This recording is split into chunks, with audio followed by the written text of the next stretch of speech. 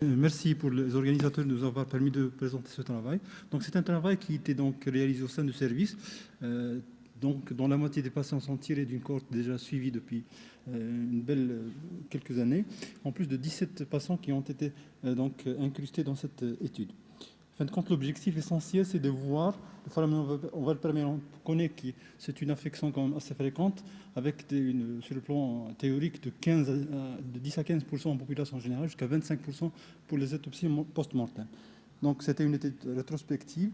L'objectif essentiel, donc, c'était de voir l'évaluation du risque de récidive sous les différentes modalités thérapeutiques de notre cohorte qu'on a réalisée.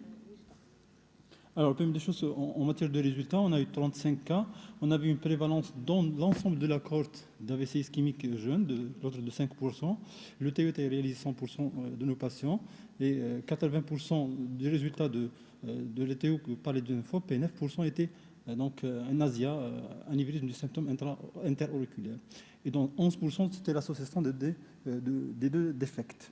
Alors, beaucoup plus ces patients qui présentaient donc un phénomène ovaire perméable ont un âge plus jeune, donc entre 20 et 24 ans, beaucoup plus que sujets un petit peu plus âgés.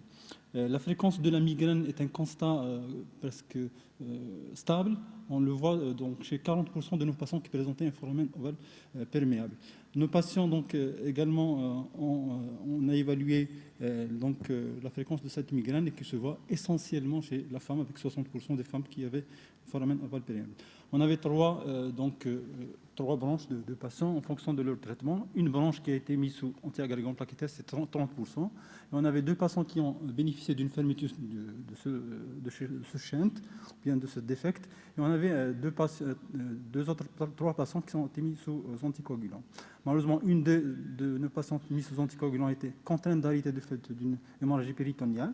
Et la récidive en matière d'accident vasculaire cérébral n'a été vue que chez un cas qui était sous anti-agrégant plaquettaire, à savoir un AIT, donc avec un taux de 3,33.